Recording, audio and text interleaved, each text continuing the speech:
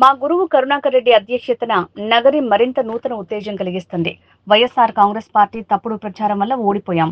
ఎన్నికల ముందు అరచేతిలో వైకుంఠం చూశారు. 6 నెలలకి నరకం చూపిస్తున్నారు. రాష్ట్రంలో జగన్ ఓడిపోయినందుకు ప్రజలు బాధపడుతున్నారు. జగన్ ఇచ్చిన ప్రతి హామీని నెరవేర్చారు.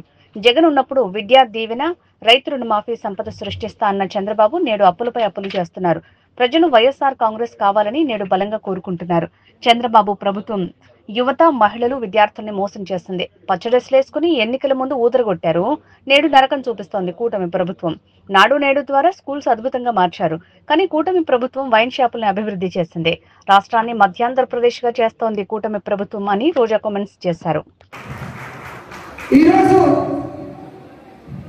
మన ప్రియతమ ఉమ్మడి చిత్తూరు జిల్లా నాయకులు భూమన కరుణాకర్ రెడ్డి గారు అధ్యక్షులైన రోజు నుంచి మన కార్యకర్తలకి అండగా, నాయకులకి అండగా, ఎక్కడ ఏ విషయం అవసరమన్నా కూడా పరిగెత్తుకుంటూ వచ్చి మనకి అండగా నిలబడుతున్నాడు. కాబట్టి కార్యకర్తలకు చెప్పేది ఒకటే, ధైర్యంగా ఉండండి. తప్పు చేసిన వాళ్ళు ధైర్యంగా ఉన్నప్పుడు తప్పు చేయని మనం, సంక్షేమం అభివృద్ధి చేసిన మనం ఎందుకు భయపడాలని కూడా ఈ సందర్భంగా తెలియజేసుకుంటున్నాం. మీకు నియోజకవర్గంలో నేనున్నాను, జిల్లాలో కరుణాకర్ రెడ్డి గారు ఎంపీ ఉన్నారు, రాష్ట్రంలో జగన్మోహన్ రెడ్డి గారు ఉన్నారని కూడా మేము అందరికీ తెలియజేసుకుంటున్నాం. మన పార్టీకి పోరాటాలు కొత్త కాదు. మన పార్టీ పోరాటంలో నుంచి పుట్టిన పార్టీ, ప్రజల కోసం పుట్టిన పార్టీ. ఈ రాష్ట్రాన్ని అభివృద్ధి చేయాలి అని ఏ కలనైతే వైఎస్ఆర్ గారు కన్నారో వాటన్నింటినీ కూడా 60-70 సంవత్సరాలు ఈ ప్రజలకు అందుబాటులోకి రావాలి అని పార్టీ పెట్టి మీకోసమే ముందుకు నడిచిన జగనన్న పార్టీ, ప్రజల పార్టీ, మన పార్టీ. ఎందుకు నేను ఇంతగా చెప్తున్నానంటే, ఈరోజు జగనన్న అనుకున్నవన్నీ సాధించాడు. ఆయన బిజినెస్ మ్యాన్ గా సక్సెస్ఫుల్, ఆయన ఫ్యామిలీ మ్యాన్ గా సక్సెస్ఫుల్, ఆయన సీఎం గా సక్సెస్ఫుల్. ఇంకేం అవసరం ఉంది? కానీ రాష్ట్రంలో కూటమి ప్రభుత్వం వచ్చిన తర్వాత వాళ్ళు చేస్తున్న అరాచకాలు, విధ్వంసాలు చూసి మనని నమ్మిన కార్యకర్తల్ని మనం కాపాడుకోవాలి, మన కోట్లేసిన ప్రజలకు మనం అండగా నిలబడాలన్న చిత్తశుద్ధితో ఆ రోజు నుంచి ఈ రోజు వరకు పని చేసుకుంటూనే వెళ్తున్నారు. అలాంటి వ్యక్తి కోసం మనం పనిచేయడం ఉందా?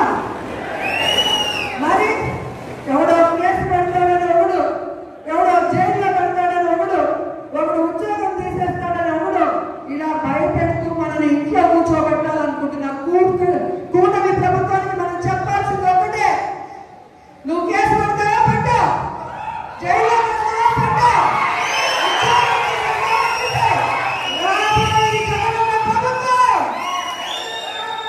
కేసులు పెట్టిన వాళ్ళకి, విధ్వంసాలు సృష్టించిన వాళ్ళకి వడ్డీతో సహా ఇచ్చేస్తాం.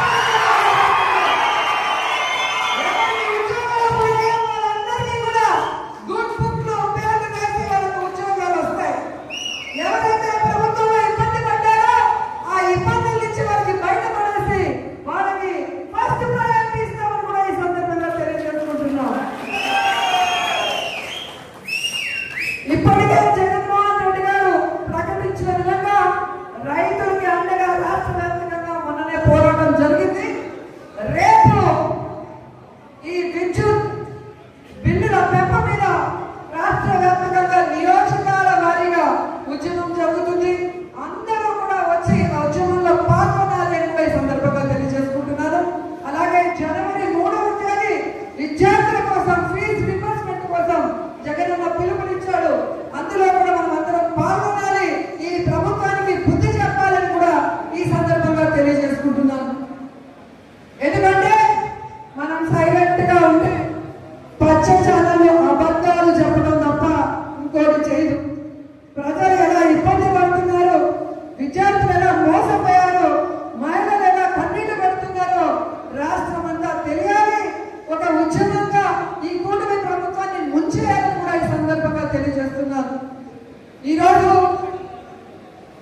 ఇంత వర్షంలో కూడా పార్టీ సర్వసభ సమావేశం అనగానే ఈరోజు ఒక్కొక్కరు జగనన్నకి మేమున్నామంటూ బయట